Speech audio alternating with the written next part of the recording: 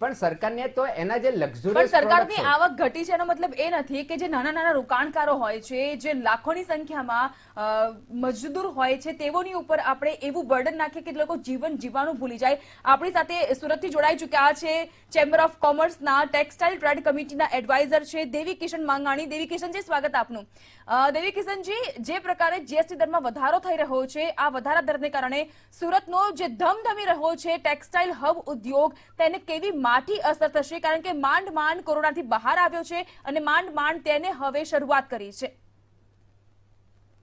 इसमें देखिए, सूरत कपड़ा उद्योग को इतना ज्यादा असर पड़ेगा कि आप सोच भी नहीं सकते हैं.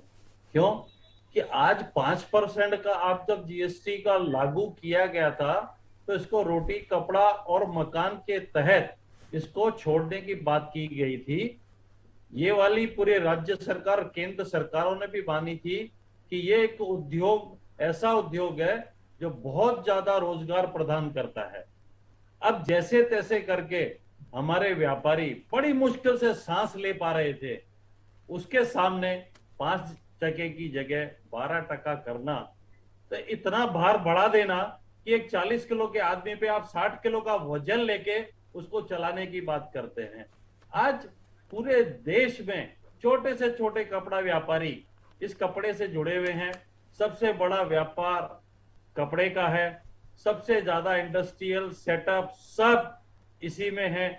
रोटी कपड़ा मकान के तहत ये काम करता है. आप बताइए कि एक गरीब आदमी जो तन ढकने के लिए कपड़े खरीदता है, बड़ी मुश्किल से पैसे जुटाता है.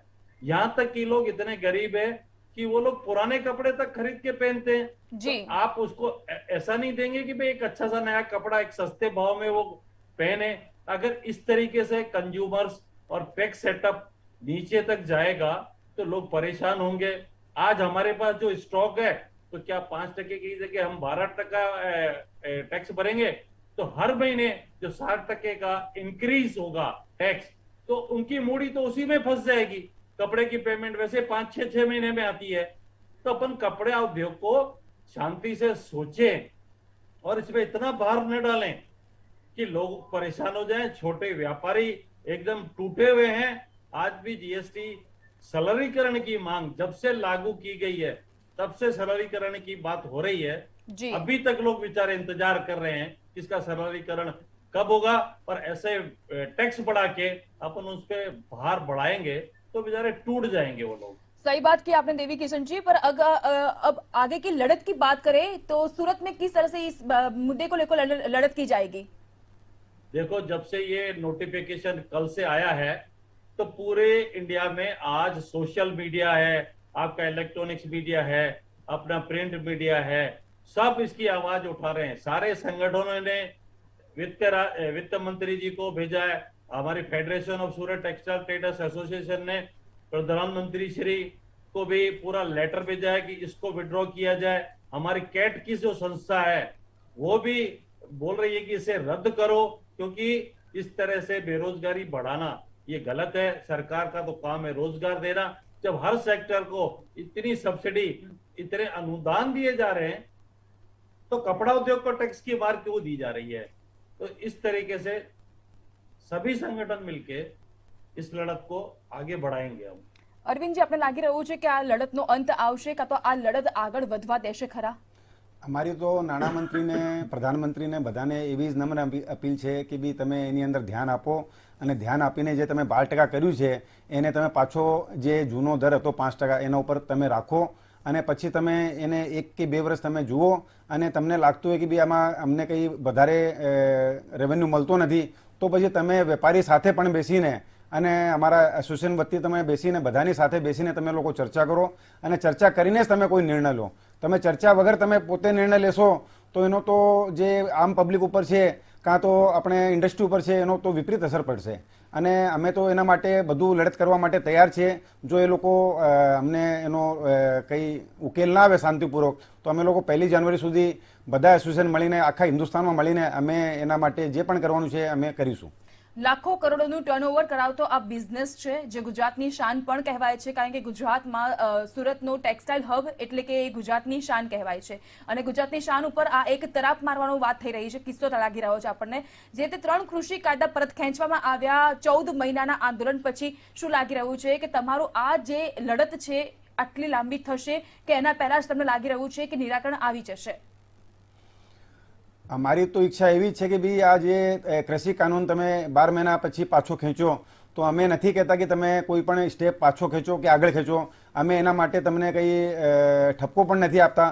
પણ જે વસ્તુ સાચી છે સાચીને સાચે તમે સાથે રહેશો તો પબ્લિક તમારી સાથે રહેશે. પણ તમે કોઈ પણ જોખમી કરશો તો પબ્લિક કોઈ સાથે નહીં રહે. સાચી વાત. સંછેડાય નહીં, જેમ सच्ची बात चालतू है। एम चालवा देवी किशन जी, आपसे मेरा ये सवाल है कि जो सरकार रोजगारी देने की बात कर रहा है, आज वो बेरोजगारी के लिए सामने अनेक सवाल क्रिएट कर रहा है और बेरोजगारी की तरफ आगे बढ़ रहा है। बिल्कुल, आप बिल्कुल सही कह रहे हैं। आपको मैं उदाहरण दूं, जब 5% जीएसटी लगी थी तो हमारे यहाँ लाखों बहनें जो छोटे मोटे काम करती थी, लेस लगाना, हैंडवर्क करना, इस तरह के कई काम थे, उनसे पूरे के पूरे रोजगार छिन गए क्योंकि उनके पास कोई इस तरह का सेटअप ही नहीं था। और अब जब ये 12% पे आएगा तो नेचुरली जो संगठित और बड़े बड़े व्यापारी हैं वो तो इसको संभाल लेंगे। छोटे छोटे जो व्यापारी हैं उनकी मूड़ी भी पूरी की पूरी फंस जाएगी क्योंकि 5 से 12 यानी 7% का डिफरेंस हो गया। अब ये 7% मूड़ी जो है इनकी कैपिटल में से ही जाएगी और उसमें टर्नओवर भी कम होता जाएगा। साथ में भाई ने कहा कि महंगाई बढ़ने से कंजम्पशन कम होगा। सीधी सी बात है, अगर आप इस तरीके से बढ़ाते जाएंगे, कैपिटल अगर इस टैक्सों में ही सारी की सारी जाएगी तो अतिरिक्त इन्वेस्टमेंट कहाँ होगा? लोग टर्नओवर किस तरीके से करेंगे? तो इसलिए आज 5% पे जो उद्योग है ये प्राइमरी जरूरत है, देश की जरूरत है। अपन देखो किसानों को कितना बेनिफिट दे रहे हैं, जो उसके हित के जब सरकार बोलती है कानून है और हम समझा नहीं सके उसको विड्रॉ कर लेती है। जी, तो जी। ये तो एकदम सिंप्लीफिकेशन का काम है। और सबसे बड़ी मैं आपको एक चीज बता दूं कि 1 करोड़ के पीछे 12 लाख रुपए टैक्स होता है। अब आप बताइए, अगर इसमें जो 2 नंबर का काम करने हैं या माफिया टाइप के लोग हैं, जी। अगर वो घुस जाएंगे तो आम बेचारा जो ईमानदार व्यापारी है वो उनसे कैसे निपट पाएगा? जी, सही सरकार बात को है। तो ये भी सोचना होगा। हम्म। तो इसलिए ये 5% का जो है स्लैब वो एक बेरोजगारी खत्म करने के लिए है। सरकार को आवक के कई स्रोत मिल जाएंगे। जी, जी, और सही इस बात है तरीके से आपकी। छोटे छोटे व्यापारी को तंग करना, बेरोजगारी बढ़ा देना और वो परेशान हो, ये कोई आज भी सॉल्यूशन परेशान नहीं है आवक के लिए, ये कोई हाँ। सॉल्यूशन नहीं है। गुजरात सरकार को कुछ और भी सोचना पड़ेगा। એટલે કહી શકાય કે લાખો કરોડોનું ટર્નઓવર કરતો ગુજરાત